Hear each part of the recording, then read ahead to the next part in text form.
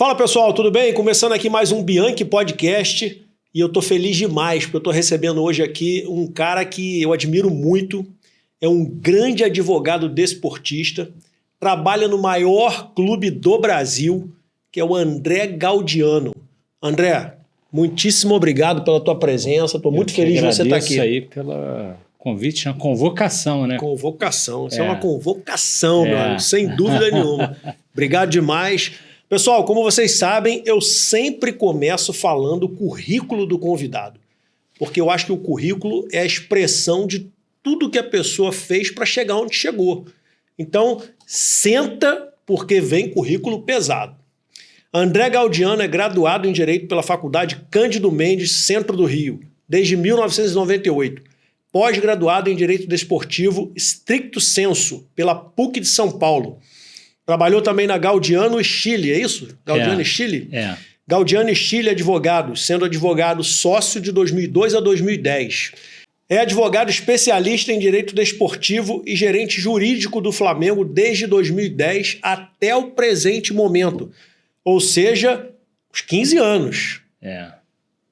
Atua no direito desportivo, contratos do Departamento de Futebol Profissional e de Base, gestor de contratos, controle de prazos, registros e transferências, representação junto a entidades desportivas, FIFA, Comebol, CBF, FERJ, e consultor no cronograma de formação do Departamento de Futebol Profissional e de Base. Atua em tribunais desportivos e TMS Manager. O que é o TMS? TMS é o sistema que a FIFA criou desde 2010 em vigor, em vigência. É o Transfer Market. Ok. Transfer System. Market System. Maravilha. TMS, Transfer Market System Manager. André Gaudiano Simões. A primeira pergunta é um pouco filosófica. Tá, vamos lá. Eu não quero saber a tua identidade, seu nome, eu já sei. Eu quero saber quem você é. Me diz quem você é sem dizer o que você faz. Quem eu sou?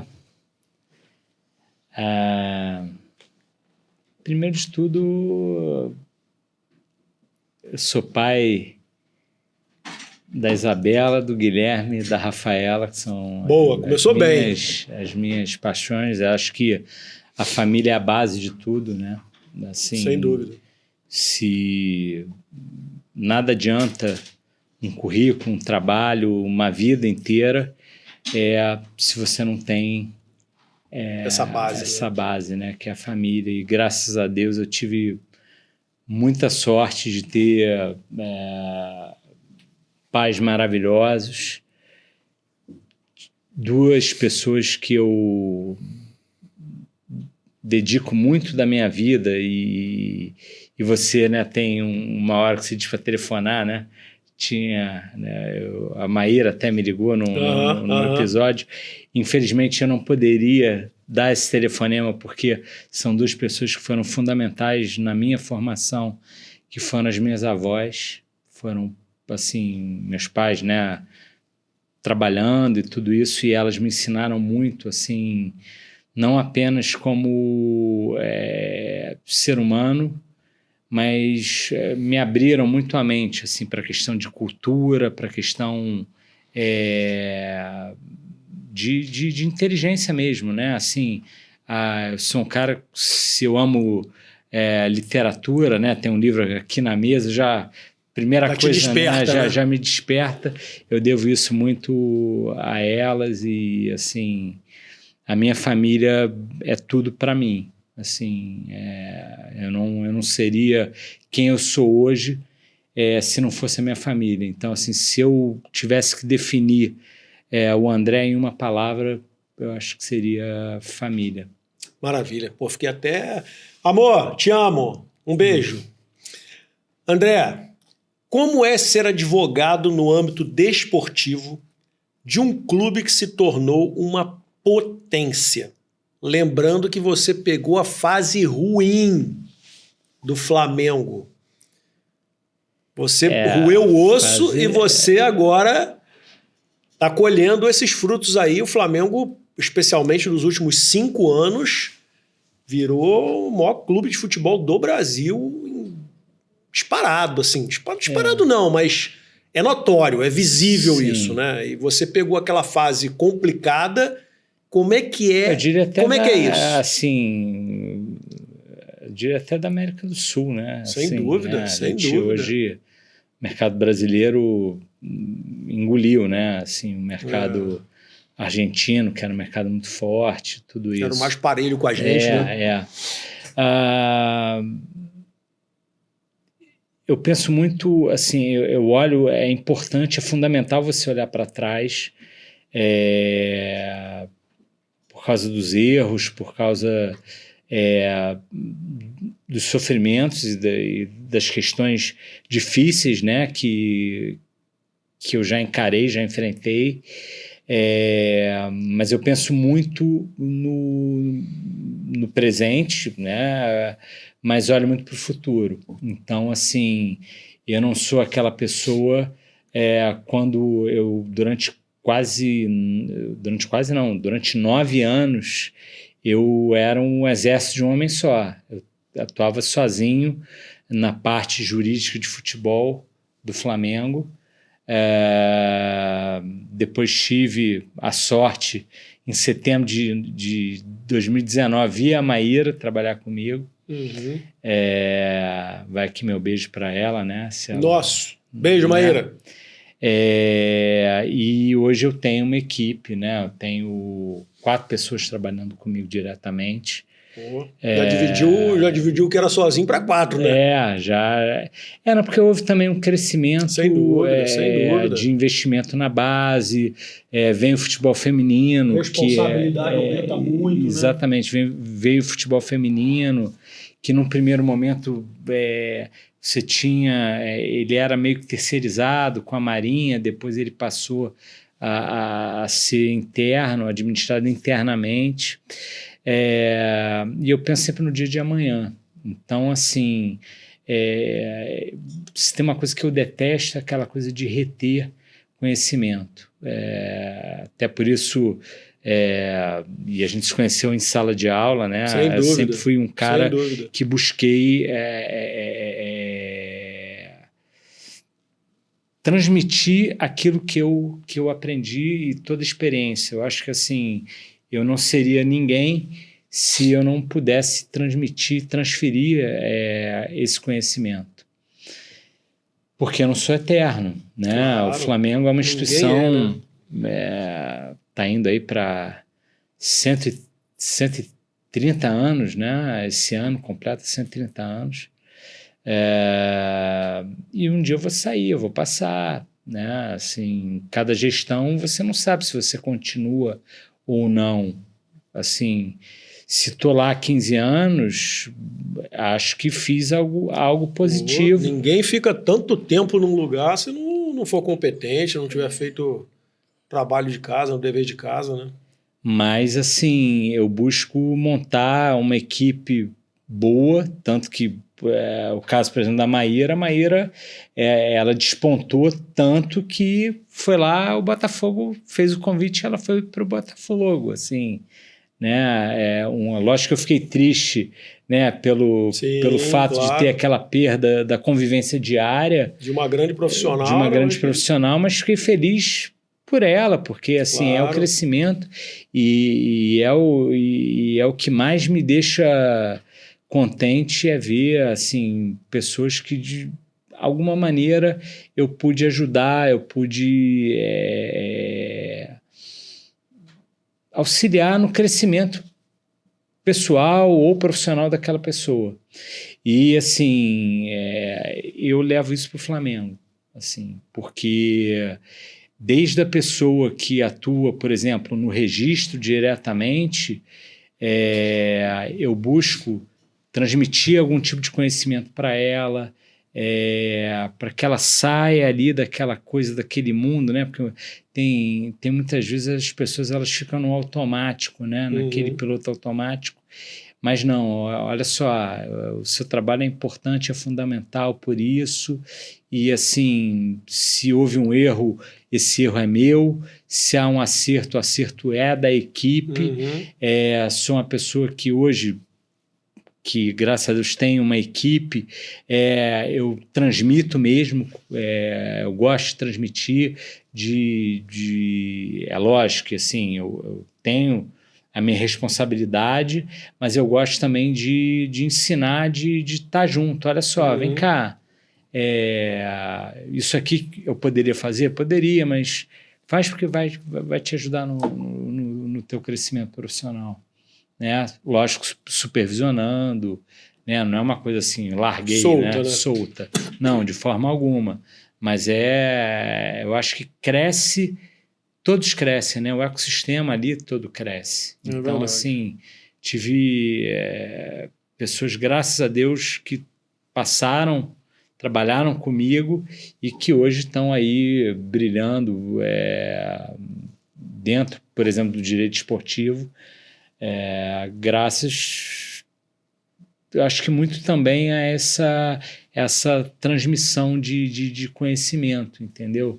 Porque a pior coisa que tem é a pessoa que retém, né, o conhecimento. É verdade. Aquela pessoa que, às vezes, ela quer se perpetuar num cargo. E muitas pessoas que têm muito conhecimento e retêm muito, né? Não sei se por medo, insegurança de transmitir, né? Isso acontece muito mesmo.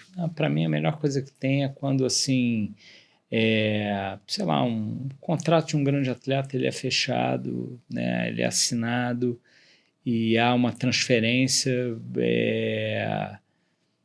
talvez não tenha ali a tua chancela, mas tem a chancela de uma pessoa que você, de alguma forma, ajudou, orientou, sim, e teve ali ao lado, e eu acho que isso, para mim, é o maior legado que eu posso deixar, assim. Muito legal, muito legal. Até porque, assim, desculpa, acabo se deixar, eu falo pra caramba pode mesmo. Falar, assim, pode falar. Até porque quando eu chego ao Flamengo, não tinha um advogado de direito esportivo.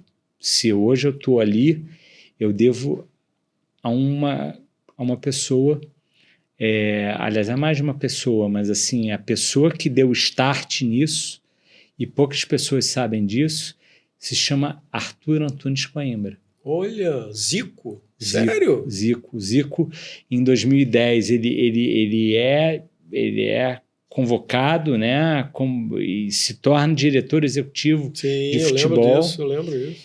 Ele vinha de uma experiência do CSKA, se não me falha a memória, e ele teve o problema do Bruno, e ele disse assim, cara, eu não tenho aqui do meu lado um advogado que possa me orientar.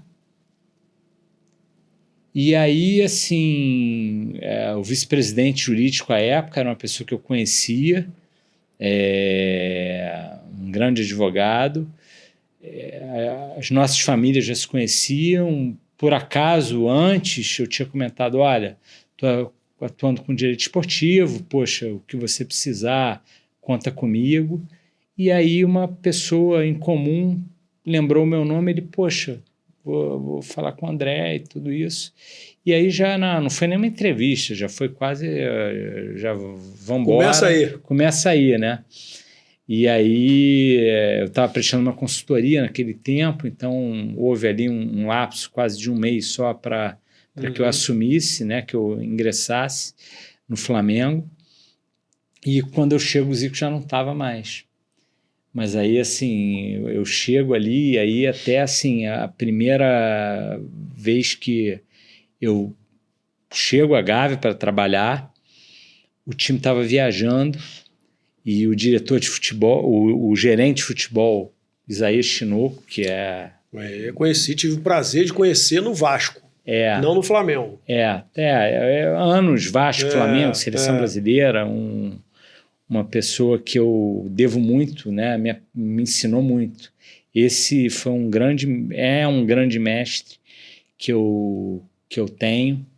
E aí o Isaías chega e fala, mostra lá onde é a sala que o André vai ficar e tudo isso.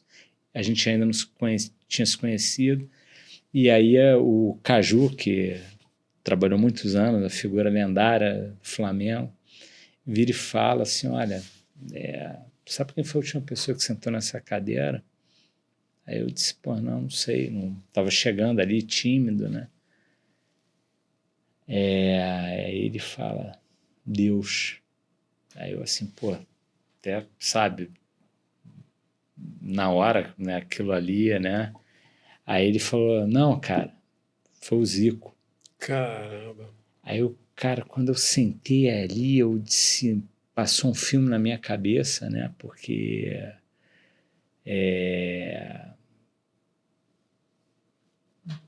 se eu sou Flamengo, eu devo ao Zico, né? E assim, se eu estou no Flamengo, eu devo ao Zico. Então, assim, você vê que o cara, ele é tão especial que ele não foi craque apenas dentro de campo, ele é um craque fora, né? Admirado e, por assim, todos, né? De todas as torcidas. Exatamente, impressionante. E eu, assim, conheço muito pouco, né? O Zico, tudo, tem pouco contato, mas, assim, faço questão de deixar registrado essa gratidão que eu tenho por ele ter, né, aberto as portas ali do Flamengo. Galinha, né? André, como é que você definiria o direito desportivo no Brasil hoje? É um ramo do direito em ascensão, tá? Sei lá, quase 20 anos atrás, quando eu comecei ali, você não falava em direito esportivo, né? Verdade. Assim, você tinha grandes nomes como Valé de Perry, saudoso Valé de Perry, Álvaro Melo Filho, que foram grandes juristas que começaram, né, que atuavam ali naquela época, mas você não tinha ali, assim, você tinha nomes que você conhecia, muito mais por causa dos tribunais desportivos, né? Michel Assef, né? Eu esqueci agora o advogado fluminense, que era muito conhecido à época, não vou lembrar porque não sou tricolor, então não me lembro, mas assim, eram conhecidos dos bastidores ali dos tribunais, mas o direito esportivo ele estava engatinhando ainda. Os grandes advogados hoje do direito esportivo eles estavam começando ali as suas carreiras, né? E hoje não, hoje você já vê assim, grandes advogados na área, pessoas que foram para fora estudar, foram buscar se especializar cada vez mais, porque o direito esportivo ele é muito amplo, né? Você tem o tribunal, você tem a parte contratual, você tem áreas das mais diversas que você pode atuar dentro do direito esportivo. E hoje, cada vez mais, eu vejo uma questão que aí vem muito da influência americana, que é a junção do esporte como entretenimento, né? Que é a junção de uma palavra que é o sportainment, que é até o que eu pretendo. Eu tô cursando doutorado agora, e é o que eu estou na metade ainda, mas estou batendo cabeça aqui, mas é o que eu pretendo escrever a respeito, né? Assim, a gente conversava até um pouco antes aqui, falando sobre a questão de direito de imagem, por exemplo, e eu citei um caso que, para mim, é um maior sucesso, que é o David Beckham. David Beckham nunca foi o melhor jogador do mundo, mas ele atuava naquele Real Madrid galáctico, com Ronaldo, Figo, Zidane, que foram melhores do mundo. Mas, assim, quem ditava ali aquela questão, olha, a gente vai atuar, fazer a pré-temporada na Ásia, era o Beckham, né? Assim, não ele, né, comandando, mas a própria questão da imagem dele, o estilo dele, era tão importante, tão fundamental ali para o Real Madrid, que, sabe, ele fez. Então, assim, o direito esportivo, para fechar a tua pergunta, ele é um ramo em ascensão. Eu vejo muita gente boa, nova, começando, interessada. Não vou negar que é um ramo fechado, como outros ramos assim, são fechados, mas é difícil ter espaço para todo mundo, mas assim, no que depender de mim, assim, eu sou um entusiasta e eu levo isso muito para dentro de sala de aula. Assim, eu acho que a questão também muitas áreas, né,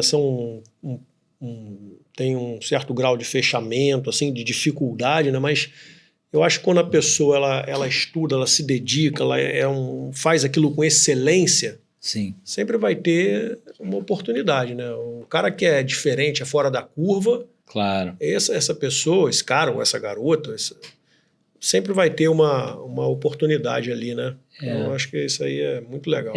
Meu pai não era advogado, mas eu comecei a trabalhar ainda no segundo grau, porque eu já tinha coisa do direito na cabeça, e ele falou, cara, então você vai trabalhar, tudo era ali no centro da cidade, então assim, então você vai ser office boy, não quero que você seja um playboy, então você vai ser um...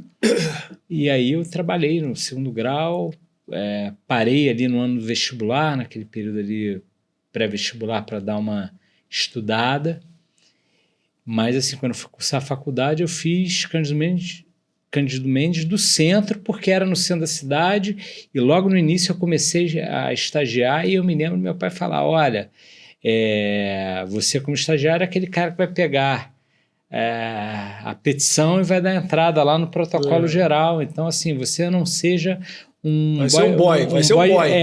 Mas ele falava isso, não seja um boy de fórum. Assim, toda petição que você for dar entrada, leia, para você aprender. Nas horas vagas que eu tinha, às vezes que eu terminava, às vezes meu trabalho um pouco antes, não tinha carteira de estagiário, eu ia assistir julgamento para aprender, para começar a entender a linguagem ali jurídica, como é que era, já ir conhecendo as pessoas. Você foi interessado desde cedo, né? Assim, porque eu não tenho na família assim, nenhum advogado, ninguém... assim, não herdei escritório, né? Assim, nada contra, né? Assim, mas eu tive que batalhar. E aí eu comecei um estágio atuando com direito societário, que é o empresarial hoje, né? Mas era o direito societário. Depois fui para o contencioso, né? Que, tirando o juridiquês aqui, é aquela parte, né, do litígio. E era um escritório que hoje eles chamam como se fosse escritório boutique, era muito mais qualidade do que quantidade. Então, assim, a gente tinha... o maior cliente era a Coca-Cola Internacional aqui no Brasil. Só a Coca-Cola, né? E aí eu tive a sorte... era um escritório familiar, era um desembargador aposentado e seus filhos, que eram donos do escritório, e o desembargador ele já estava com idade, já atuava mais só com parecer, e os filhos é que tocavam. E assim, eu aprendi muito, assim, cara, como eu ralei, assim, tive muita coisa ali que me ajudou muito, me ajuda até hoje. Até que aí eu saí, eu fui cursar a escola da magistratura, não queria ser magistrado, ser juiz, para tristeza da minha mãe, que queria que eu fosse juiz, etc. Mas eu tinha uma grande amiga de faculdade, infelizmente ela já faleceu, mas eu sou muito grato a ela, porque assim, quando você está na faculdade, muitas vezes você não tem a maturidade de estar aprendendo, e você está ali, um exemplo, você está na matéria, sei lá, Direito Civil 1, mas você já está falando coisa de Direito Civil 3, que é muito ali para frente. Então você só começa a entender, eu acho, realmente depois que você está no final da faculdade. E aí essa minha amiga, a gente estudava junto, ela um dia virou para mim e falou, André, ela queria ser juíza, ela falou assim, pô, vamos fazer a prova da escola da magistratura. E aí eu disse assim, não, Raquel, porra, não vou, não quero, não, vamos lá, olha só, vai nem que seja para estudar comigo. Eu disse, tá bom. A gente estudava junto, a gente era muito amigo e tudo isso. E aí, assim, mas eu fiz tipo assim, numa quinta-feira, a prova era no domingo. Lógico que eu não estudei com ela. Quase nada. Eu me lembro que a época que eu fiz foi... Eu não era nenhum CDF, nunca fui, assim, um CDF. Mas aí eu, poxa, dei uma lida ali naqueles resumos, uma coisa básica, fui para a prova, assim, sem grandes perspectivas, tranquilo, né? E aí você vê que a parte mental pesa bastante. Eu fui bem leve, bem tranquilo, fiz a prova, passei. Olha! E ela não passou. E aí eu me lembro que eu virei para ela, Raquel, eu desisto para você entrar, porque mas só que pela colocação não alcançaria lá a posição que ela ficou. E eu tinha acabado de terminar meu primeiro namoro, então aquela coisa assim, eu disse, cara, então eu vou cursar a Escola de Magistratura. A Escola de Magistratura é um concurso público para você entrar, a verdade é essa. E ali é uma formação que você tem, por exemplo, eu tive como professor atualmente 2 ministros do STF, foram meus professores em Direito Constitucional, por exemplo, e um deles em Direito Constitucional e outro em Direito Processual Civil. Então, assim, eram juízes, desembargadores, ministros, pessoas assim... Fala pro gabarito, né?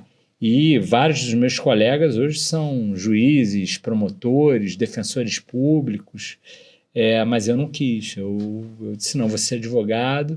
E aí montei meu escritório com um irmão de uma grande amiga de Emerge. E aí a gente começou aquela coisa assim, cara, ele tinha um espaço físico, eu tenho ali o conhecimento, vamos começar do nada, e a gente o escritório foi numa crescente, foi muito legal, até que chegou uma hora que eu disse, virou a chave, eu tinha casado, filho, ele estava numa outra, ele é como um irmão para mim até hoje, mas a gente viu que os nossos caminhos estavam indo por lados diferentes, né? Foi aí que pintou o direito esportivo na minha vida. E, assim, eu comecei a estudar, fui fazendo um trabalhinho aqui, um trabalho ali, a coisa foi num crescente. Mas você já tinha, assim, quando surgiu, quando começou a enveredar para esse lado, você já tinha, assim, pô, isso vai crescer lá na frente. Passava isso pela sua cabeça, não? Não. Eu pensei, cara, eu vou batalhar, vou fazer isso aqui ser um ramo de especialização, dentre outros, né, do escritório. Era um escritório que atuava mais para empresas, então tinha muito contencioso, parte societária, e eu vou tocar aqui um pouco de direito esportivo. E aí depois, né, aquele boom da internet crescendo, conheci um grande, querido amigo, advogado, que atuou com gravadoras e foi um dos pioneiros no direito da internet aqui no Brasil, e aí a gente trocava muito. E assim, aí eu comecei a ver que a coisa do esporte e a música, a arte, tem tudo a ver. Né? Os contratos, né, eles têm as suas particularidades, mas eles se falam muito. E aí eu comecei a ir cada vez mais de cabeça na coisa do direito esportivo, até que o escritório que eu fui estagiário, que eu me formei, que era de do filho desse desembargador, o desembargador já havia falecido, tanto que hoje ele dá nome ao Foro Regional da Barra da Tijuca, professor Martinho Garcês Neto. Um dos filhos dele, o César, com quem eu atuava, ele foi atuar num escritório grande, que era dissidência de um escritório, etc. Ele foi tocar uma área de contencioso especial. E ele falou, André, se tem um cara que eu confio é você, porque você, poxa, na época atuava comigo, você... pô, eu preciso da tua ajuda. Eu disse, cara, mas eu tô com um escritório, tudo bem que a fase, né, a gente está aqui, e eu tô me especializando em direito esportivo. Ele falou, cara, vamos fazer o seguinte. Aí tinha vindo já a coisa do boom, né, de, poxa, o Brasil já tinha sido escolhido para Olimpíada, para sediar a Copa do Mundo. Vamos montar um ramo de direito do entretenimento aqui dentro do escritório e você vai prestar consultoria. Eu disse, tudo bem. E aí eu prestei consultoria para esse escritório, mas ajudei ele nesse contencioso estratégico, que eram causas assim, acima de um valor, cifras altas, né? Até que, assim, 2 meses depois eu recebo o convite para o Flamengo. Aí não tem como recusar. Aí, Você torcia pro Flamengo? Sim. Já era torcedor do Flamengo? Sim, minha família... Aí juntou a fome com a vontade de comer, né? A minha família, ela é tricolor. A minha família é tricolor. Eu tenho, sim, um tio, irmão do meu pai, meus primos, que são rubro-negros, mas assim, eu não tinha... não tinha aquela convivência, né, diária, mas assim, meus irmãos e eu, irmão mais novo ali, e época do Zico, né, então o Flamengo ganhava, pô, eu lembro que meu irmão, eu ia, desculpa o termo, sacanear meu irmão, né, o Flamengo ganhou do Fluminense, eu tinha que sacanear, né, aí ele, pô, você quer correr atrás, aí teve a época ali que o Zico sai do Flamengo, Fluminense tem o tricampeonato, né? Ele, fraco Mengo, ficava me zoando, não sei o quê. E meu irmão nem foi para o lado do surf depois e largou o futebol, nem ligava. Mas só que assim, depois que a família inteira virou rubro-negra, assim, meus sobrinhos, todo mundo... E meu avô, pai da minha mãe, que era tricolor fanático, fazia isso com todos os sobrinhos dele. Então, assim, eu meio que... Minha mãe diz, olha, se seu avô fosse vivo, você ia ser deserdado, porque ele não ia aceitar ali de jeito nenhum, né? Um neto rubro-negro, né? Assim... Mas meu pai, assim, demorou muito a aceitar essa coisa, né, de ser rubro-negro, assim, e eu me lembro, eu conto isso sempre como um dos momentos marcantes da minha vida, assim, eu era muito novo, Flamengo ganha Libertadores, aí meu pai fala, cara, não tem jeito, não tem como segurar, né, e aí ele comprou, foi questão de dias, né, entre a Libertadores e o Mundial, né? Ele comprou uma bandeira do Flamengo, botou lá na varanda lá de casa, e eu assisti com ele o primeiro tempo da final Flamengo e Liverpool. Eu tinha 6 anos, mas já era fanático. Já era assim, sabe? Convertido mesmo.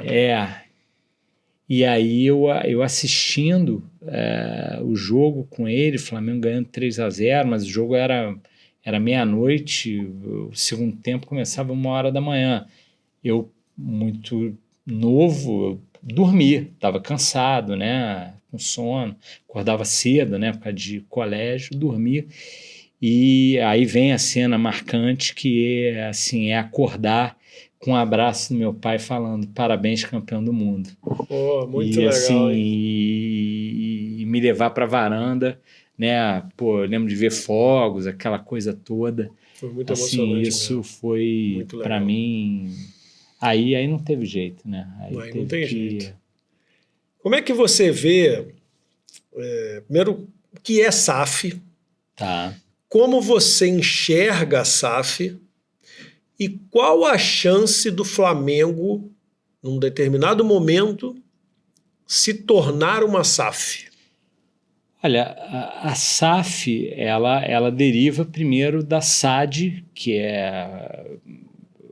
vem em Portugal, na Espanha também você tem o decreto 11/90, então você vê que é uma coisa já antiga, né? Que é a Sociedade Anônima Desportiva, que é a Sociedade Anônima do Futebol. Em primeiro lugar, tem uma coisa, né? Pouca gente lembra disso ou sabe disso, né? Existe clube-empresa, já existiam clubes-empresas através do momento que tem a Lei Zico, o advento da Lei Zico em 93. Eu lembro disso. A gente falando aí do Zico de novo, né? Você vê que outro gol dele, né? Mas assim, empresa quebra também, se ela não é bem administrada, ela quebra. Eu vejo a SAF hoje como uma salvação para muito clube que está quebrado, muito clube que ainda não virou a chave da questão do profissionalismo. Eu não consigo entender um clube que tem receitas milionárias, no caso do Flamengo, bilhão, né? Bate bilhão, não tem uma gestão profissional. E ainda tem muito clube assim, né? Muito. E aí, assim, tem muita gente que enxerga a SAF, não, o cara vai ser o cara que vai me ajudar a sair do buraco. Mas ele não quer perder o poder, né? Ele não quer largar a mão do... Não quer largar o osso. Não quer largar o osso. Porque é o cartão de visitas dele, assim... Quem convive em clube sabe. Pô, tem cara que o cartão de visita dele, assim, eu sou diretor da sauna. Eu sempre brinquei com isso. O diretor da sauna é um cargo importantíssimo. Essa é boa. Mas, assim, a SAF, ela não se ela é mal gerida, ela vai quebrar. Sem dúvida. Né? Se ela não tiver ali um entendimento da onde você quer chegar, do que você pretende, ela vai quebrar. E várias SAFs estão com pedido de recuperação judicial. Mesmo tendo se tornado SAF. Então, assim, todo mundo acha, não, vai vir um sheik árabe desse aí, vai injetar dinheiro no clube e a gente vai montar um time, vamos ganhar aí do Manchester City, do PSG e de tantos outros, né? Não é por aí. É você saber enxergar. Existem modelos, né, de divisão também de percentual, etc. Era outra pergunta que eu ia te fazer aqui, que está embolado junto com a primeira que eu acabei de fazer agora. Como é o modelo de SAF no Brasil? Quais são os modelos mais praticados, assim? Eu acho que é muito da necessidade, né? Assim, eu brinco com acreditar. Necessidade faz o sapo pular, sem né? Dúvida. Então, assim, se o cara, por exemplo, é ruim citar nomes, mas, assim, por exemplo, o Botafogo estava numa situação... se não fosse a SAF, se não fosse a SAF, eu lia uma matéria recente que, pouco antes da SAF, o Botafogo tinha R$33 na conta. R$33. E aí teve que se tornar SAF. Então, assim, aí num caso desse, o poder de barganha, de compra... De quem está comprando, ele é muito maior. Sem dúvida. Então, o Botafogo acho que é 10% da sociedade esportiva e 90% do grupo Eagle, né? Do John Textor. O Vasco, por exemplo, já fez uma questão 70-30. Né? Tem outros clubes que querem fazer uma coisa mais como é na Alemanha, 51%, 49%. Eu penso assim, não existe certo ou errado. Existe aquilo que é mais adequado e menos adequado para a sua realidade. Assim, talvez o Flamengo ele não necessite virar uma SAF, né? Você está entre uma das suas perguntas. Porque ele gera uma receita muito alta. Muito alta. E que eu sempre falo isso com vários amigos, assim, que poderia ser muito maior. Principalmente pela torcida que tem, a quantidade de torcedor. A marca Flamengo é uma potência. Assim, o grande problema ainda, e isso é muito delicado falar, é que você tem uma sucessão de gestões, né? Então, assim, às vezes você tem uma gestão, você tem uma construção que é um pouco mais profissional, aí vem uma outra que cai um pouquinho. Então, por exemplo, já participei de gestões que, assim, quem mandava era o vice-presidente. Já tinha outras gestões que não. O vice-presidente era uma figura como se fosse um conselheiro, num conselho de administração de uma grande empresa, mas quem tocava o dia a dia era o diretor. Ele era muito bem remunerado para aquilo. Mas sempre tem, e aí aquela coisa assim, o futebol tem isso, né? Ninguém quer saber do handball, infelizmente, que é um esporte bacana, mas assim, mas futebol todo mundo acha que entende, sabe pra caramba. É a paixão do brasileiro, né? Assim, às vezes o cara é um mega baita empresário e acha que entende futebol. A gente tem 200 milhões de torcedores, de treinadores, né? Todo mundo acha que entende tudo de tática e etc. E, na verdade, eu costumo dizer que tem muita gente que tem muito dinheiro que entra para o futebol porque tem muito dinheiro. E não sabe nada de gestão, não sabe nada de futebol. Quer mandar porque tem dinheiro. Por isso, assim, eu de um tempo para cá eu venho pensando muito nisso, sabe? Assim, como eu gosto da aula, gosto de transmitir conhecimento, assim, numa questão assim, numa mentoria, né? Assim, focada para o cara que quer entrar, por exemplo, numa... Seja em que ramo ali, às vezes é o ex-jogador que está numa transição de carreira, ou seja, aquele cara, e eu tive um caso de um aluno querido que achava que ele podia ser agente, mas ele foi engolido no mar de tubarão. Como você tem aquele cara que tem muito dinheiro, tem a paixão pelo esporte, pelo futebol, por aquele clube, mas ele não entende nada. Tem poucos meses atrás, o Pedrinho, né, chamam de Pedrinho, que é o dono da rede de supermercado. Sim, lá BH. BH, que comprou o Cruzeiro, falou que como negócio não foi um bom negócio a compra do Cruzeiro. Eu vi quando ele falou isso. Então, assim, ele comprou, é lógico, muito pela paixão dele, mas só que até que ponto ele é um sucesso como empresário na rede de supermercado. Sim. Com certeza. Ele foi para uma área... Mas será que ele teve alguém que sentou ali, conversou com ele, falando, olha só... funciona assim, como é que assim. funciona? Como é que é? Qual é o teu risco? Qual é o que você pode fazer, o que você não pode fazer? Com quem você... como é que você administra essa questão de grupo? Quais salários? Qual a média salarial que você pode trabalhar? Como é que você faz isso? Como é que é o contrato? Né? Não é aquele joguinho de videogame, né, que tem tipo manager, né? Assim, tem gente que acha que é brincar de manager. Não é isso, não. Vai muito além. Assim, o esporte, como toda a área, ele tem... bons profissionais, como tem profissionais que também... E é business. Exatamente. Então, assim, é aquilo. O cara pode ser um baita advogado, mas só que, ele sentou ali na cadeira de presidente, o cara acha que, é complicado. É complicado. E é aquilo, né? Nem todo mundo tem humildade de sentar e querer escutar, e querer conversar, aprender. Eu brinco um pouco, né? Santo de casa não faz milagre, né? Então, assim, eu não tenho problema nenhum em ser cobrado.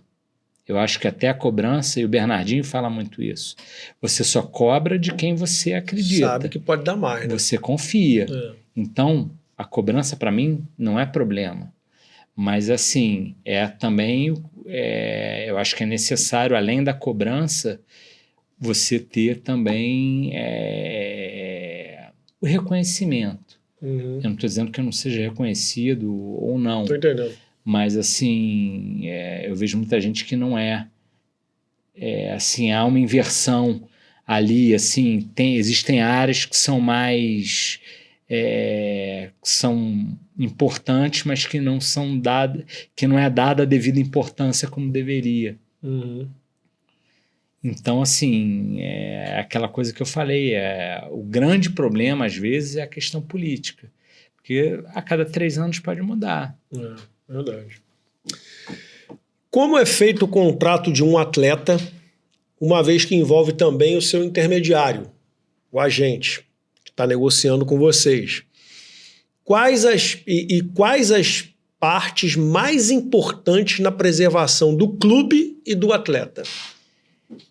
Quando eu cheguei no Flamengo, assim, eu vou te responder, né, com casos concretos, né? Eu aprendi isso na escola da magistratura e acho que é a melhor maneira de se fixar através de caso concreto.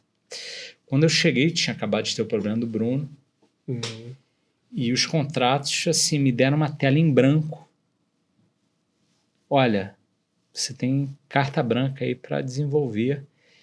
E, assim, não existiam cláusulas protetivas à imagem do clube. Isso é muito negativo, porque... Mas existia para o atleta? Ou nem para o atleta? Não, assim, o contrato, assim, quando eu cheguei, era um contrato formulário ainda, né? Onde o contrato formulário era aquele formulário que era batido à máquina mesmo. Assim. E o contrato formulário você tinha as cláusulas padrões da CBF, que falavam, as obrigações do clube são essas, as obrigações do jogador são aquelas, etc. Mas assim, era uma coisa padronizada ali. A mesma para todo mundo. A mesma para todo mundo. Entendi. E assim, existem realidades muito distintas, né? Assim, você não pode querer que um clube de menor expressão, com todo respeito, tenha um mesmo tipo de contrato, talvez, de um grande clube. Não vou nem falar de Brasil, vamos falar de um Real Madrid, por exemplo. Então você tem que proteger, porque a imagem ela é muito importante. Sem dúvida. Né? Assim, o atleta, se ele comete algo errado, isso vai influenciar no clube. Então, assim, por exemplo, quer ver uma situação muito corriqueira que existia muito? O cara fazia um gol. A primeira coisa dele, instintiva, qual era? Antigamente. Fazer um gol? Quando ele fazia o gol, tirar a camisa. Exatamente. Acontece o seguinte, ele faz o gol... É o momento que a marca, os patrocinadores aparecem. Exatamente. E aí, então, poxa, vamos colocar ali uma cláusula que no momento do gol, caso ele retire a camisa, etc., existe uma punição para aquilo. Por quê? Porque nos contratos de patrocínio existem, né, punições a essa questão da marca que não aparece naquela hora, entendeu? É uma coisa que eu sempre falei. Sempre falei. Pô, que é o momento máximo ali. Exatamente. Pô, o cara vai lá e todas tira. As câmeras voltaram pro cara. E aí você tinha muito marketing de emboscada ali, né? Ali nos anos 90, você tinha umas marcas meio de surfwear, sei lá, que o jogador sempre ficava com a camisa por debaixo, né? Sim, sim. E aí na hora da entrevista, por exemplo, ele não usava a camisa, ele usava aquela... Para aparecer a marca. Para aparecer a outra marca. Porque ele ganhava alguma coisa. Ele ganhava, exatamente. Né? Assim, tinha uma marca famosa de churrascaria que... Quantos jogadores não usavam boné? Tinha outras também. Então, assim, não, ali o cara, ele tá como funcionário do clube. Então, ele tem que preservar o clube. Lógico. E a imagem do patrocinador que está bancando o salário dele, né? Então, assim... Então, quando você vai numa situação dessa, você tem que buscar, assim, olha, as obrigações, para você ter ideia, eu comecei ali com umas 8, 10 obrigações. Putz, desculpa. Não, celular? Cara, o celular tá toda hora. Porra, que saco isso.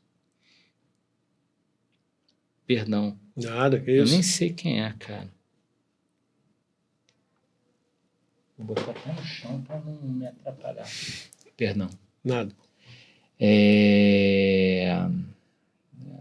Pô, até me atrapalhou. Não, você estava falando dos patrocinadores, das marcas. Não, eu falei das obrigações. Das obrigações, né, isso. As obrigações eram, sei lá, 8, 10, né? Como eu falei. Assim, hoje são por letras, né? A gente já está na letra Z. E aí eu cheguei outro dia, até falei isso, eu disse, olha só, numa das coisas está o manual de conduta do atleta. Não adianta toda hora a gente ficar mudando cláusula contratual, botando cláusula no contrato. Se ali existe uma punição em razão de uma conduta errada, equivocada do atleta, por exemplo, isso tem que constar no manual de conduta. E o manual de conduta, assim, ser revisto o tempo todo, de tempos em tempos, e o atleta tem que ter ciência, ele tem que assinar. Porque senão o que vai acontecer?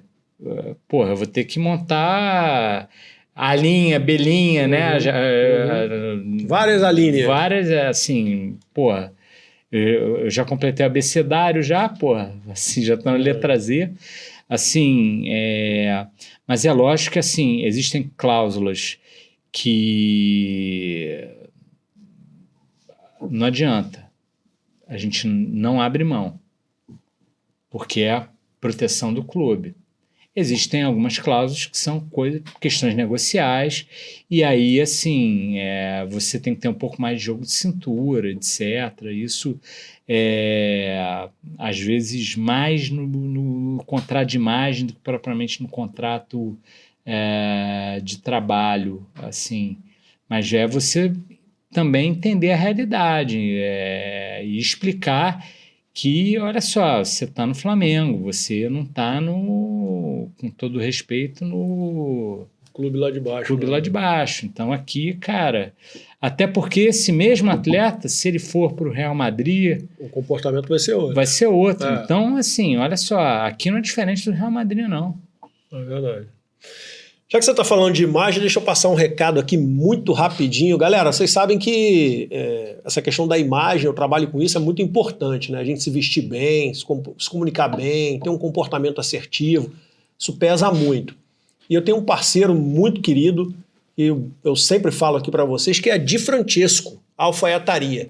Então, se você quer aprender a se vestir melhor, se você quer melhorar o seu visual, está precisando de uma roupa mais bacana de alfaiataria, personalizada, calça, blazer, costume, gravata, camisa com monograma com as iniciais do seu nome. O local para você é Di Francesco, Rua da Assembleia 38. É só entrar lá no Instagram deles, @DiFrancesco, diz que você estava assistindo o Bianchi Podcast, entra com o meu cupom e você tem 20% de desconto em qualquer peça de alfaiataria. Tá bom, gente? Di Francesco. Pessoal, dona Ana, seu Francesco, Felipe, obrigado demais pela parceria, tá bom? Grande abraço. Imagem realmente é fundamental. Eu tenho uma em mente, a legislação brasileira, ela não existia uma limitação do direito de imagem, né? Então, assim, tivemos casos de clubes que pagavam 90% na imagem através de um patrocinador, 10% era na CLT, para fugir de encargo, para fugir de questões trabalhistas, né? Aí teve o Profut ali em 2015, eu lembro, que colocava que 60% da remuneração seria na CLT, 40% seria no direito de imagem. Antes, quando não existia uma regra, eu sempre dizia o seguinte, olha, vamos aqui 50-50, para não ter problema. Existiam problemas de multa, porque diziam ali, houve um desvio da questão funcional, então a Receita Federal ia em cima mesmo, e a Lei Geral do Esporte, que começou a viger a partir de 2023, né, completando 2 anos agora, ela ela colocou em 50-50, tá? O que eu já praticava antes. Mas eu, hoje em dia, eu tenho um pensamento um pouco transgressor em relação a isso, dessa questão do direito de imagem. Porque você falou aí, né, a imagem, né, deu esse bom exemplo aí. Existem jogadores, e eu vou dar o exemplo que a gente falou lá atrás, o Beckham. O Beckham valia mais como jogador ou pela imagem dele? Pela imagem dele. Então, por que talvez não pagar 70% para o Beckham como imagem e 30% como atleta? Se ele fosse aqui no Brasil CLT, vamos assim dizer. Eu acho que deveria se criar, tudo bem, é uma coisa subjetiva, mas você poderia criar estágios, né? Assim, porque eles colocam 50-50, mas você acha que o quarto goleiro do seu time ele pode ganhar 50-50? Se a imagem dele é muito pouco utilizada? É verdade. Porque isso vai da efetiva utilização da imagem. Então, assim, o quanto vale, né? Um estudo de quanto vale a imagem daquele atleta. Eu vejo muito, anualmente, a Forbes, ela lança os desportistas, né, que mais ganham, etc. É lógico que a maioria ainda ganha através de contratos com os clubes, né? Mas, em alguns casos, existem atletas que ganham mais fora das quadras ou dos campos do que dentro de campo. Não duvido disso. Então, por que não se abrir a mente para isso? Já que a gente vive num momento aí, a gente falou do Sportainment, exatamente isso. Eu não sei, eu acho, mas quanto é que não deve valer um anúncio? Quanto é que não deve valer um produto, sei lá, de um LeBron James? Você pega, por exemplo, o próprio Cristiano Ronaldo, né, que é o que mais tem seguidor no Instagram, né? O Cristiano Ronaldo, se ele pegar esse livro aqui e fizer uma foto no Instagram com esse livro aí, são mais de 600 milhões de pessoas assistindo o Cristiano Ronaldo mostrar esse livro. Exatamente. Você imagina a potência disso? Existem atletas assim, que são muito carismáticos, vendem muito bem a imagem deles, né? E assim, eles têm muito mais seguidores que até o clube que eles atuam, por exemplo. Assim, vamos aqui imaginar com todo carinho ao Fortaleza.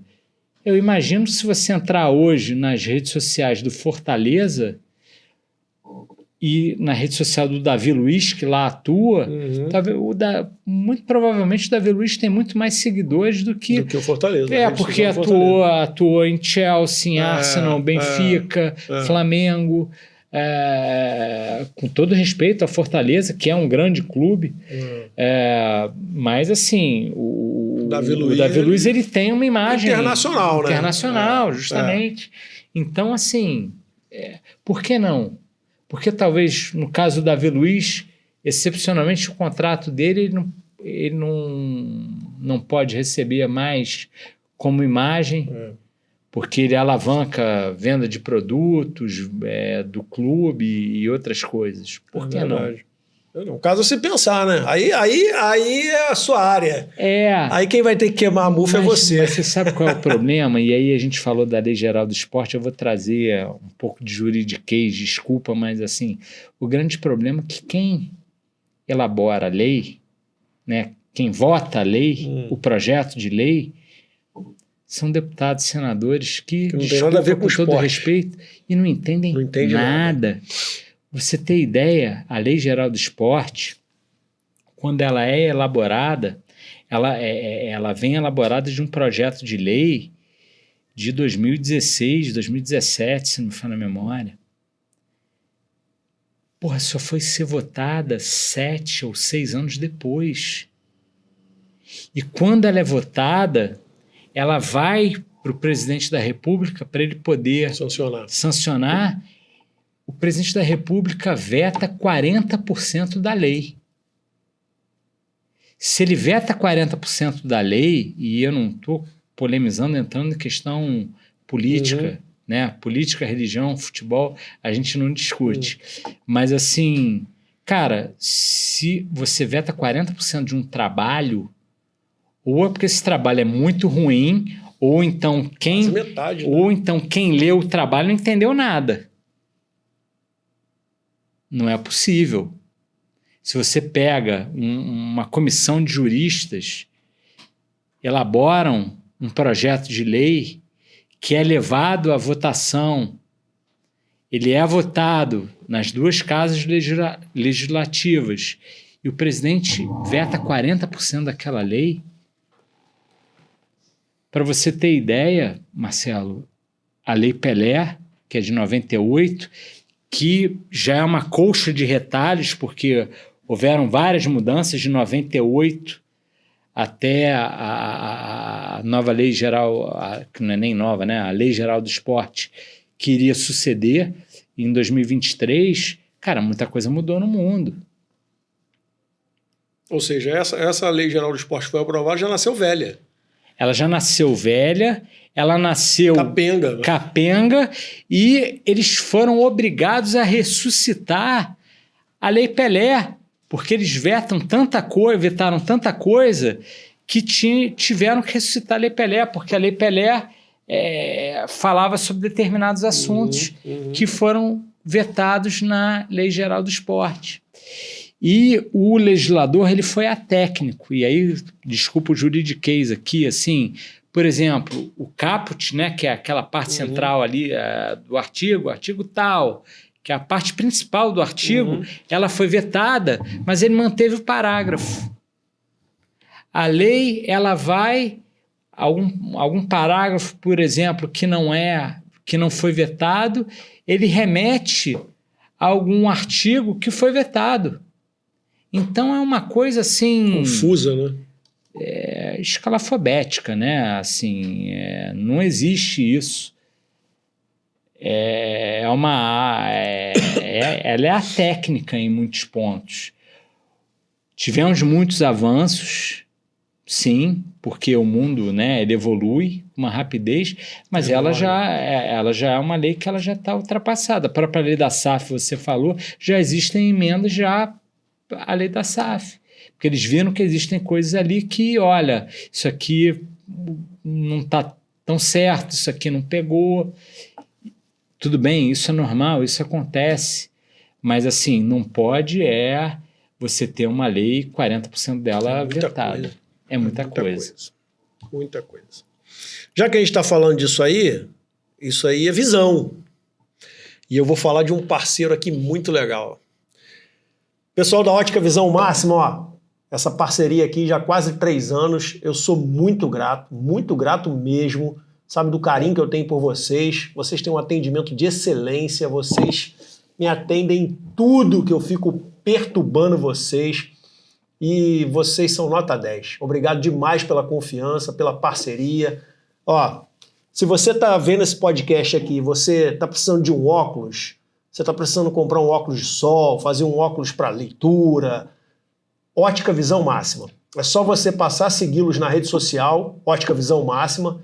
Siga-me também na rede social, @Marcelo Bianchi, e você tem 35% de desconto em óculos de sol de qualquer marca, qualquer modelo, óculos de grau, lente de contato, que você precisar. É só você entrar em contato com eles e falar assim, ó, eu estava assistindo o Bianchi Podcast, eu estou seguindo o Marcelo Bianchi na rede social, e ele disse que eu tenho 35% de desconto. Eles não vão nem discutir com você. Você tem 35% de desconto, ok? E para você, ó, tem mais uma novidade. Eu estou usando aqui o óculos do Edilson Silva.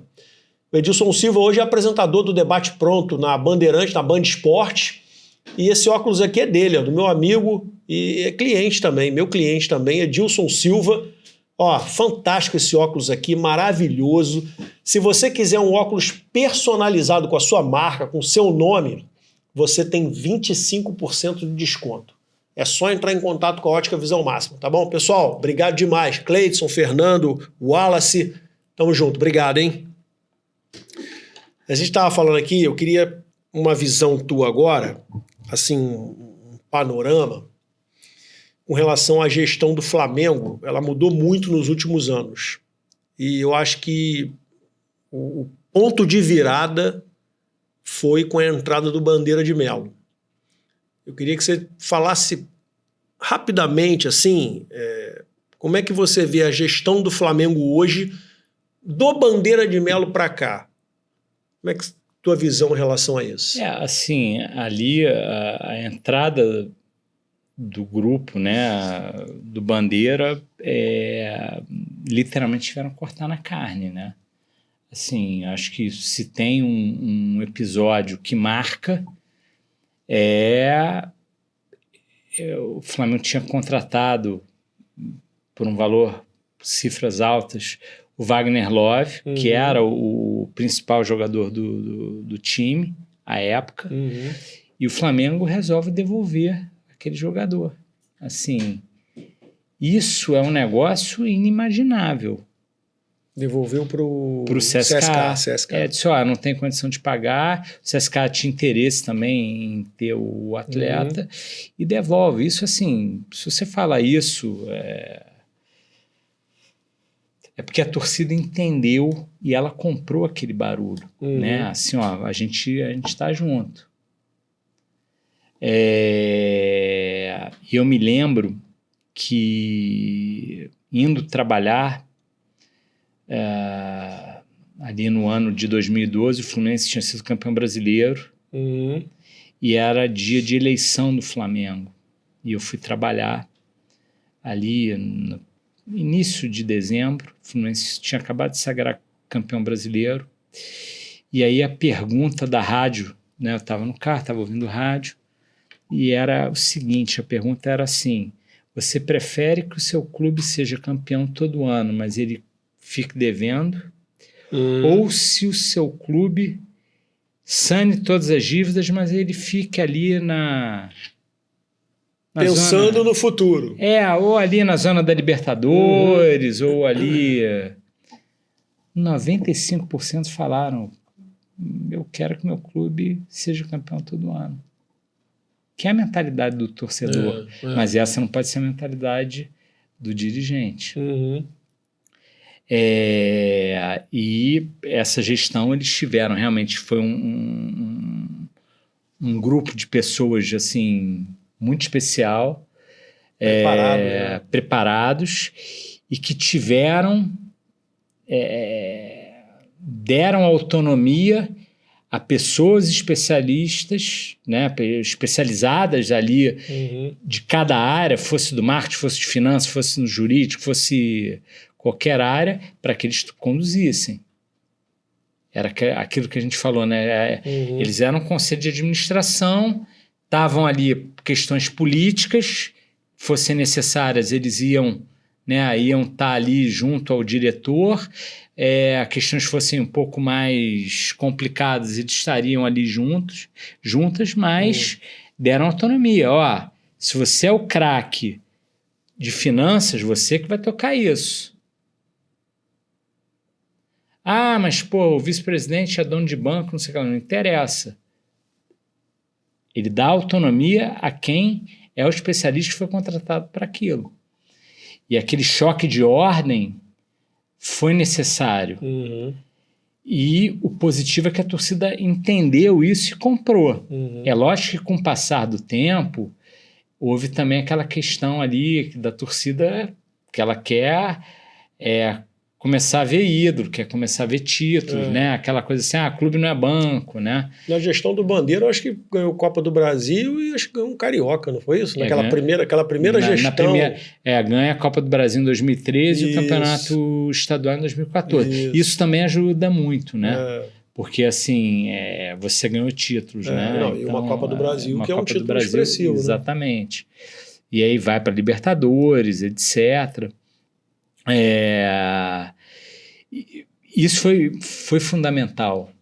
Você tem 6 anos, mais ou menos numa mesma linha, você consegue manter um trabalho, e isso ajudou muito na montagem também. Encorpar mais. E vem 2019, é uma outra gestão, não tirando méritos da gestão que entra em 2019, que monta um baita time, mas muito também você não pode desdenhar ou esquecer da anterior. Não, acho que foi uma coisa assim, foi um complemento realmente, né? Veio o Bandeira, é como se o Bandeira tivesse colocado ali o alicerce, né? A base, depois veio o pessoal e construiu a casa, e eu acho que foi um complemento muito legal. Porque assim, quando você trabalha em clube, e é uma coisa muito difícil, por exemplo, eu sou gerente jurídico de futebol. Eu não sou gerente jurídico de futebol da gestão X ou Y ou Z. Eu sou gerente jurídico de futebol do Flamengo. A prova disso, você está 15 anos lá. Entrou gestão, saiu gestão, você está lá. Deve ter gente que acho que não queria que eu tivesse, mas teve que engolir, sei lá. Mas assim, eu tô ali para defender o Flamengo. Eu não tô ali para defender A, B ou C. Desculpa, profissional, né? Com todo respeito, tem questões que eu concordo, tem questões que eu discordo e eu exponho. E assim, se acharem, André, muito obrigado, 15 anos de casa, olha, a gente quer contratar um escritório para conduzir, tudo bem, é do jogo, eu vou entender, né? O Flamengo vai continuar, a vida vai continuar, assim... Acima de tudo, eu tenho que fazer o que é melhor para o clube. Lógico. Entendeu? E é por isso que é aquilo que eu falei lá no início, né? Eu busquei montar uma equipe e delegar bastante e dar crédito a essas pessoas. Por quê? Porque um dia eu vou passar. Eu não vou ser eterno. Como também os gestores não são eternos no clube. As pessoas têm que entender, elas têm que ter em mente que mais do que o André, mais do que o gestor A, gestor B ou C, existe uma instituição chamada Clube de Regatas do Flamengo. Que é maior que todo mundo. Né? Exatamente. Eu já recebi, por exemplo, proposta, mais de uma vez, para ir para outros clubes. Aí você fala, André, mas você não foi porque você torce Flamengo? Não é isso, não. Eu sou profissional. Se amanhã um grande clube vem com uma proposta, como foi o caso da Maíra, por exemplo. Ela recebeu uma proposta, ela estava bem no Flamengo, mas ela recebeu uma proposta para ir trabalhar no Botafogo, que é um grande clube, e para ela era melhor, do ponto de vista profissional, ótimo. Eu iria também. A gente tem que ser profissional, né? Assim, eu tenho talvez a minha imagem muito ligada ao Flamengo, principalmente até por essa virada aí de chave do Flamengo, etc. As pessoas... a verdade, assim, me conhece quem é da área, né? Assim, quem não é da área, o torcedor dificilmente sabe quem eu sou. Assim, até por um lado é bom, né? Porque, assim, mas... eu tento não me expor, sou o mais discreto possível, até porque assim como juiz de futebol, né? Assim, o bom é aquele que não aparece, né? Não atrapalha. Ninguém fala o nome dele no final. Exatamente, mas assim, para mim é gratificante, assim, também ser reconhecido pela gestão, né? Que está ali. Mas, assim, se eu recebesse, por exemplo, uma proposta de vamos citar aqui, sonhar alto, né? Imagina um Real Madrid. Por que não? Sim, eu sou Flamengo, eu amo, sou eternamente grato, mas eu sou profissional. E até por esse profissionalismo, isso é uma coisa que, assim, me fez separar muito, né, o lado torcedor do lado profissional. Assim, hoje, para você ter ideia, eu assisto muito mais NBA do que, por exemplo, eu assisto futebol. Para não ter aquele envolvimento, aquela coisa de emoção aflorada, né? Aqui existe muito. Outro dia teve um caso específico, eu não vou citar qual foi, mas aí até me ligaram, André, você não viu aí num portal grande, não vou fazer merchan aí do portal. Pô, você não viu aí o caso do fulaninho de tal, não sei o que, assim, desculpa, eu não vi. Como não viu, não sei o que, pô, todo mundo comentando, grupo de WhatsApp, eu disse assim, ó, primeiro que eu não faço parte de grupo de WhatsApp porque eu não quero me expor. Porque, porra, eu não quero amanhã ninguém me perguntando, vai contratar fulano, vai contratar cicrano.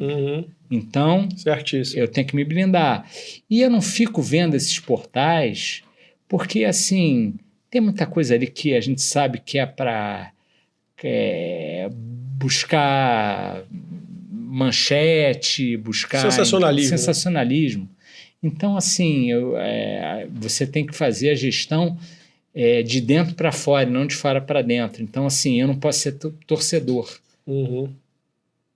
Então, eu procuro, assim, é lógico que, como toda pessoa, eu leio jornal, eu busco, né, me informar, claro, né, ter informação, porque você tem que ter informação, mas é assim, eu não fico aquele cara, assim, pô, tô no trabalho, eu vou ficar abrindo portal para ver notícia de time, não faço isso. Tá certíssimo.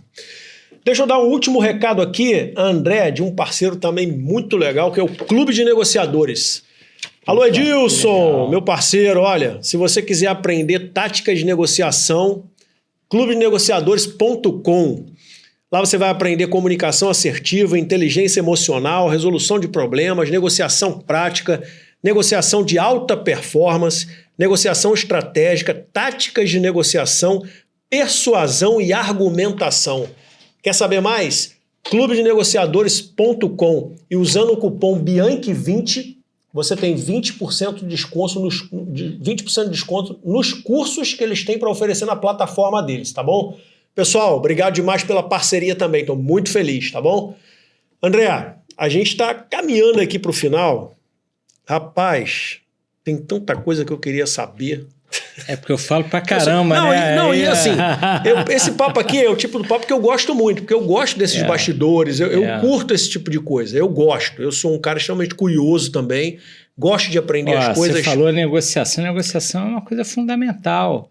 Assim, isso vai muito do diretor de futebol com quem você trabalha, né? Eu já tive diretor de futebol que, assim, olha, André, eu vou sentar com um empresário de um jogador X e faço questão que você sente ao meu lado até para me ajudar. Orientar, né? Orientar, porque, assim, eu entendo de negociação, sou especialista nisso, mas, assim, o cara que entende de ler é você às vezes vai me dar um atalho para evitar um problema. Sem dúvida nenhuma. Então, assim, isso aí, assim, negociação é... muito importante. É fundamental. Dentro disso, é uma pergunta que eu quero fazer, qual foi o contrato, a negociação mais difícil que você já fez dentro do Flamengo nesses anos todos? Em especial, de 2019 para cá, que se tornou um elenco... O clube mudou completamente de patamar, de as conquistas...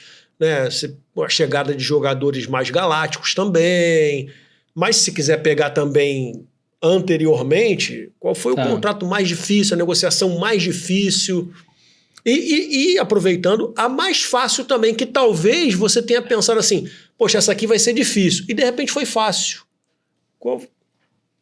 Olha, eu costumo dizer que assim, a negociação mais difícil é sempre a próxima. Assim, porque você não sabe o que está por vir, né?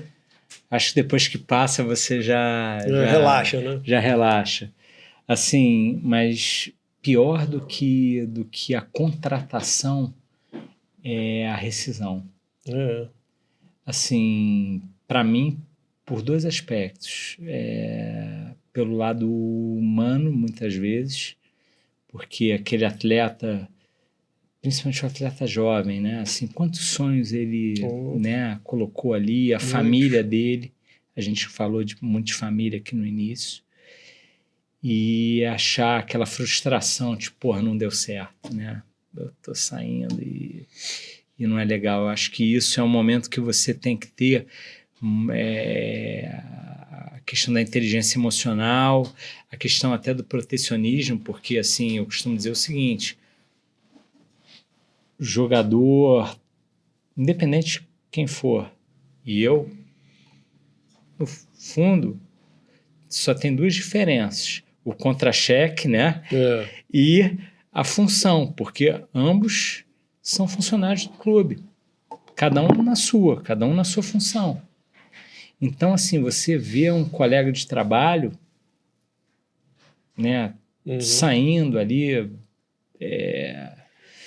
muitas vezes é difícil, assim. Imagino. Né? E aí, assim, você...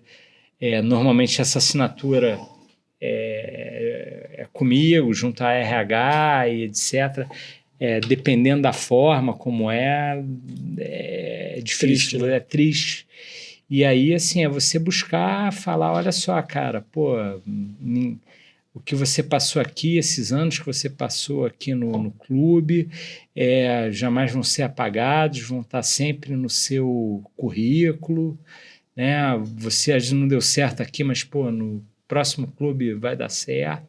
Quantos atletas dão certos no clube e estouram em outros, né? Assim, poderia citar vários aqui, assim, mas assim é difícil, é triste, assim, isso para mim é o que mexe um pouco mais do que a contratação, porque a contratação ele tem ali, na verdade, um namoro que quer virar casamento. Então, assim, pô, o cara quer vir. Ele só tem lá aquelas exigências dele, etc. E aí eles vão ali ficar naquela esgrima, né? E o contrato, quando vem para mim, muitas vezes ele já está bem alinhado, né? Bem alinhado. Então, assim, na maioria das vezes eu fico sabendo até por terceiros, né? Porque vazou num portal tal, e aí alguém, porra, te manda um WhatsApp, porra, olha não sei aonde que, pô, fulaninho foi anunciado, né? A contratação, eu acho, nesse aspecto mais fácil. É lógico que tiveram contratações que foram mais complexas, assim. Ronaldinho Gaúcho? O Ronaldinho acho que foi um caso bem... Ali era disputa de 3 clubes, né? Tinha de um outro lado o Milan, né? Que era o clube que ia liberar, que é um clube... você tinha o Galliani, que era um baita dirigente, um cara, pô, braço direito do Berlusconi, assim. Tem toda uma situação ali envolvendo, né? Complicada. Mas, assim, a rescisão é um momento, para mim, pelo menos particularmente, mais complicado. Né? Como é que você analisa a tua visão sobre essa questão das bets no futebol brasileiro? A gente está vendo aí uma invasão de uns anos para cá das bets. Eu me atrevo até a dizer, me corrija se eu estiver errado. Tá. E se as bets saírem hoje, deixarem de patrocinar alguns clubes hoje, o clube vai ficar na lona. Porque a grande maioria da grana que entra hoje para os clubes vem de bets, né? E a gente tem toda uma questão aí de vício, muita gente vicia nisso. A origem da bet também, né? A origem, exatamente. Fica uma coisa assim muito... Né? Como é que você vê essa questão? Marcelo, eu gosto muito de história, então, assim, não sou Forrest Gump, mas, assim, vou contar a história aqui um pouco. Por exemplo, até 1982 era proibido anúncio em camisa de futebol. O Barcelona só foi ter um patrocinador já nos anos 2000, que era a Unicef. É verdade. Começou ainda como um anúncio institucional. É verdade.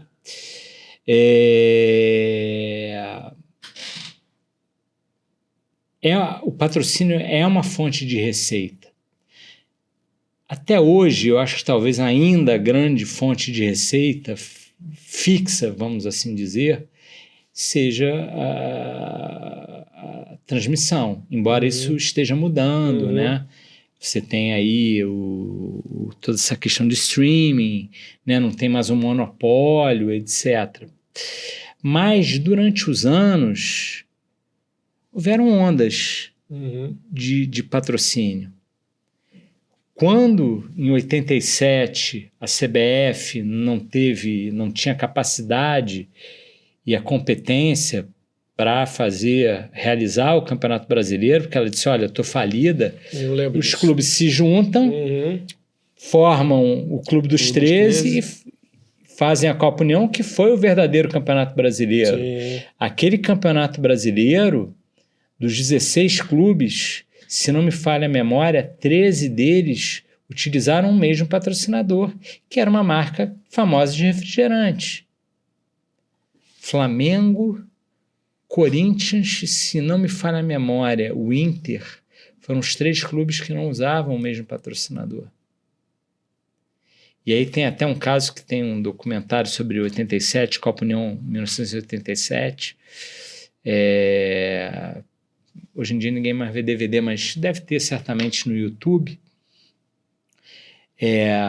Uma história engraçada até sobre isso, que é o presidente do Grêmio, que na hora de assinar o contrato, essa marca de refrigerante tem a cor vermelha predominante, e aí ele diz, pelo estatuto do meu clube eu não posso ter a cor vermelha na camisa. E aí eles tiveram que bolar um patrocínio na cor, eu lembro disso. em outra cor, né? Então, assim, quase melou o negócio, né? Verdade. E aí, assim, então, eu tô te dando um exemplo. Na época que a gente se conheceu... 2013, qual era o grande patrocinador dos clubes? Você lembra? Eu lembro que o Flamengo teve um patrocinador durante anos, foi a Lubrax. Ficou anos ali, mas... Mas quem era em 2013, você lembra? Não vou lembrar. Vou te dar uma dica, era um banco estatal. Teve a Peugeot, e aí logo depois veio essa estatal. Nacional, não? Não. A Caixa. A Caixa Econômica, Econômica. Sim. E a Caixa, nessa época, ali em 2014, patrocinava 75% dos clubes de Série A e Série B. É verdade, rapaz. 2014 era um ano eleitoral, e isso até saiu em reportagem, que tinha político que era ligado a clube de futebol e aí exigia, olha, eu dou apoio político lá na minha região, mas você tem que ir a Caixa tem que patrocinar. Ela patrocinou vários clubes. Os 4 aqui do Rio, se não me falha a memória, chegaram a ter, ainda que durante pouco tempo que tenha sido, um patrocínio, ainda que tenha sido aquele patrocínio relâmpago, né? Mas eles foram patrocinados pela Caixa Econômica Federal. Logo depois da Caixa Econômica Federal, você vem ali, se não me falha a memória, 2015, entra a onda de que patrocínio? Dos bancos digitais. É verdade. Não, depois de 2015. Por exemplo, o Flamengo, quando é campeão da Libertadores em 2019, o patrocinador era um banco digital. E vários outros clubes, eu me lembro que o Atlético Paranaense tinha, outros clubes tinham. Aí eu não vou fazer propaganda de banco digital, mas vários foram patrocinados por banco digital. Mais recentemente, vem a onda da Bet, que tem muito dinheiro, coloque, não é só no Brasil, você vai no campeonato inglês... mundo inteiro. No mundo inteiro. Talvez um lugar que eu veja um pouco menos, mas aí talvez seja por tradição, seja a Espanha, mas o Real Madrid foi patrocinado pela Bwin na época do Cristiano Ronaldo, uma época. Sim, mas assim, você tem muita empresa também de transporte aéreo e tudo isso, algumas ligadas a governo, etc. Então, assim, você tem esses patrocínios. Eu não acho que os clubes vão morrer. Vai aparecer daqui a pouco uma nova onda de patrocinador. Não sei se com a mesma números expressivos, mesmo volume. Mas o mercado ele vai se oxigenando, né? Exatamente. Porque o futebol a camisa de futebol ela é um baita outdoor, né? Sem dúvida. Quantas pessoas têm acesso ali agora, Mundial de Clubes, grande, né? Mundial de Clubes agora, quantos patrocinadores você vê aí? Bem, a FIFA exige só o patrocinador master, mas assim, quantas marcas você não está vendo aí? E é legal, assim, se você assistir, ainda estiver rolando o Mundial de Clubes, prestar atenção. Talvez a grande maioria seja patrocinado por bet. Clubes no mundo inteiro. Mas existem outras.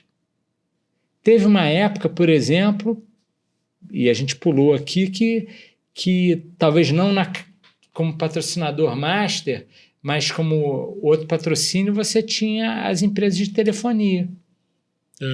Quanta empresa de telefonia aí não patrocinou? A TIM, por exemplo, claro, né? Então, assim, são ondas. Eu não sou especialista em marketing esportivo, mas, assim, a minha visão porque eu gosto um pouco disso, assim, de ter uma visão um pouco 360.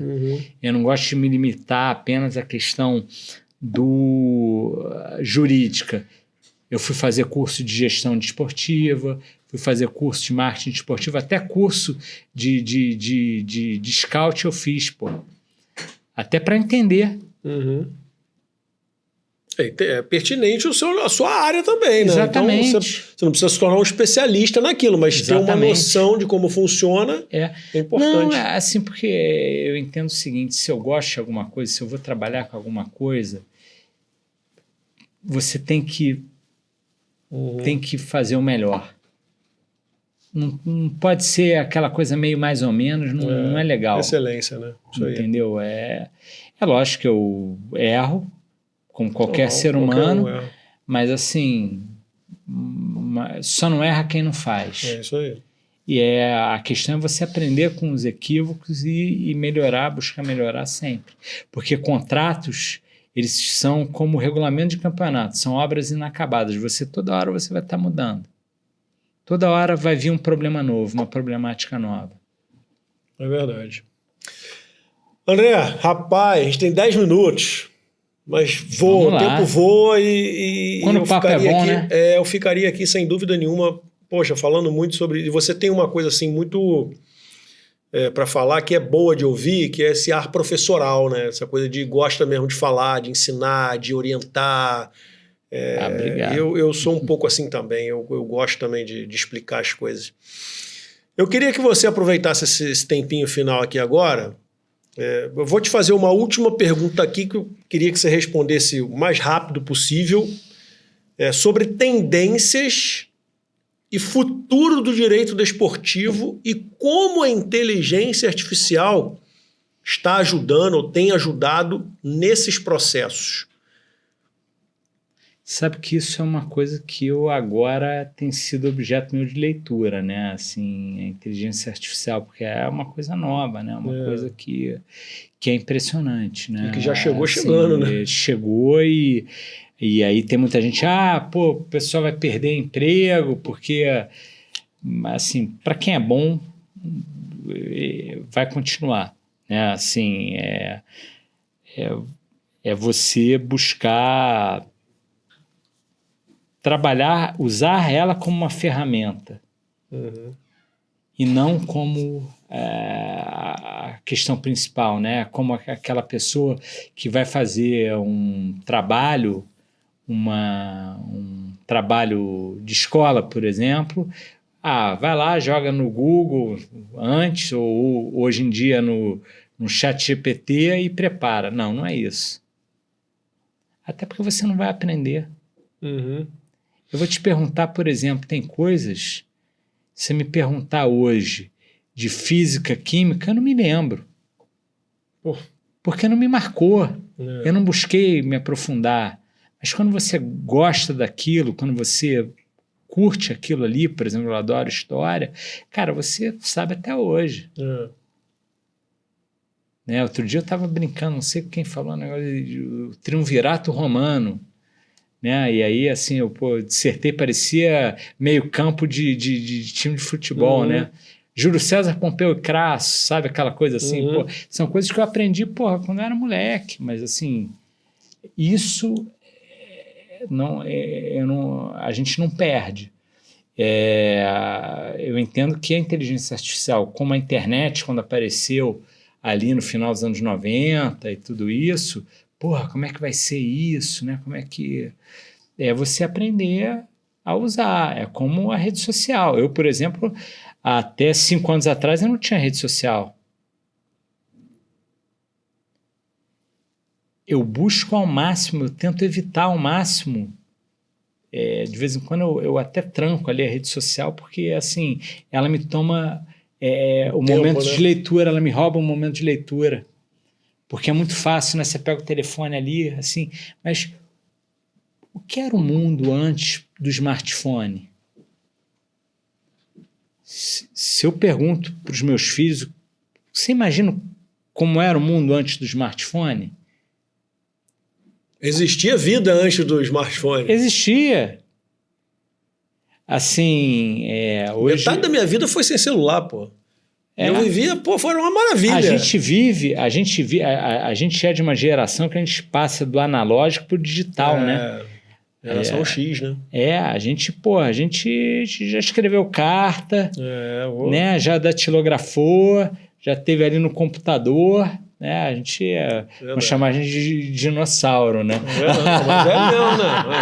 Mas é verdade. Eu tava vendo olhares ali meio...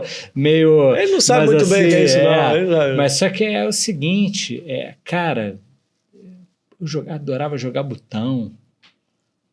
Videogame, pra você ter ideia, quando eu era garoto, quando eu era moleque, perguntavam o que você quer ser quando crescer, eu dizia piloto de Fórmula 1. Eu não queria ser jogador de futebol. Até por isso meu pai nunca deixou andar de bicicleta. Eu nunca andei de bicicleta por causa disso. Tá aí um segredo aí, talvez que poucas pessoas saibam, porque ele tinha na cabeça dele, e eu era tirado, assim, da bicicleta, esse moleque daqui a pouco tá no kart, daqui a pouco tá no kart de Fórmula 1, né? E aí, assim, era aquela coisa... Eu peguei ainda o iniciozinho, né? Eu peguei pouquinho antes do Senna. Eu me lembro que eu era bem garoto, mas eu adorava o Gilles Villeneuve. Foi um baita piloto. Foi. Talvez um dos ídolos do Senna. Niki Lauda... Eu peguei essa galera também. Fora, tem muita gente que não gosta, fala mal dele, mas foi um baita piloto, foi o Nelson Piquet. Alan Prost. O Senna é ídolo, né? Assim, é um cara que acho que transcende a parte esportiva. Mas, assim... Hoje em dia, assim, as pessoas não entendem isso. É verdade. Né? É o mundo do videogame, é o mundo de não sei o quê. E, assim, eu estou falando tudo isso porque eu trago isso um pouco para a questão da inteligência artificial. Existe vida, sim, com inteligência artificial. É lógico que é assustador. Eu me lembro, em 2016, eu estava em Nova York, eu fiz uma viagem. Foi a primeira vez que eu viajei com a minha mãe, assim, para fora. E aí eu me lembro que a gente entrou numa grande rede de farmácia. Tinha lá, que seriam 8 caixas, 3 tinham um funcionário, né, que passava lá, registrava, as outras não, você passava lá você ia sozinho e passava. O leitor, né, o QR Code, não era QR Code, era o leitor, né? Tipo aquelas que o Zona Sul tem hoje aqui. Exatamente. Cara, isso em 2016 eu imaginei assim, cara, olha só, se é 24 horas de funcionamento, você tem 3 caixas aqui que são, por exemplo, eletrônicas. São turnos de 8 horas. São 3 famílias que estão perdendo emprego. Isso hoje é uma realidade quando você vai no supermercado, no Zona Sul, no Pão de Açúcar, fazendo propaganda aí, mas assim... É verdade. Mas é verdade. Hoje, se você vai em alguns aeroportos, por exemplo, fora, você não tem aquele cara lá que vai pesar a tua mala, que vai fazer o teu check-in. Check-in hoje, né, você tem aqueles totens que já fazem, mas assim, para pesar a mala e despachar a mala, já é tudo eletrônico. É verdade. Bom demais, André, bom demais. Poxa, pena que está acabando. Eu queria que você deixasse o último recado, olhando para aquela câmera ali. Você pode falar o que você quiser. Se você quiser falar o que você estava comentando comigo ali da mentoria, Futiju, se você você quiser. Futiju já não...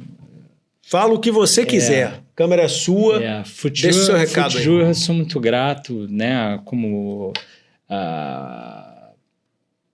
todos os locais que eu passei, né? Assim, para o segundo semestre existe aí um projeto novo. Mas, assim, o recado que eu deixaria, assim, independente da área, né, se é direito esportivo ou não, é buscar ser o melhor naquilo que você faz, é acreditar e cair dentro, estudar mesmo, ler, muito esforço, muito suor, mas, sobretudo, com muita fé e acreditar, e se você vai chegar lá, você vai alcançar os seus objetivos. Não é fácil, o caminho é difícil sim, mas quando você é bom, cara, você vai chegar lá. Portas se abrirão. Sempre. Isso aí. E no que eu puder ajudar, assim, quem é do direito esportivo... cara, pode entrar em contato comigo através do meu Instagram, manda lá uma mensagem. Qual o Instagram? @GaudeanoAndré. @GaudeanoAndré. E aí eu mando mensagem lá, falo, vi o podcast do Bianchi, e, assim, eu sou um cara que eu tento ajudar quem eu posso, dentro, né, das minhas possibilidades.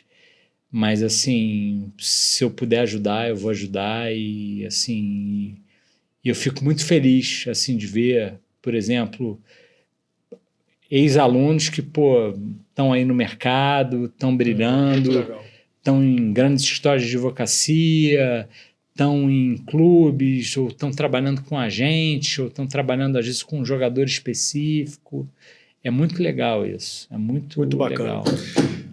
André, obrigado demais mais uma vez. Poxa, ficaria aqui sem dúvida nenhuma mais 4 horas aí, segurando Santiago. Pessoal, tá encerrando aqui mais um Bianchi Podcast. Semana que vem, esse papo vai estar disponível lá no Bianchi Podcast no YouTube. Sigam o André Gaudiano, Gaudiano André, no Instagram, @Gaudiano André. Me siga no Instagram também, @Marcelo Bianchi, Facebook. Se inscreva no meu canal do YouTube, deixa lá o seu comentário e compartilhe. E tem muita coisa boa vindo aí, tem muita parceria nova nascendo, tem muita coisa bacana pela frente aí, tá bom? Grande abraço, obrigado demais. Valeu!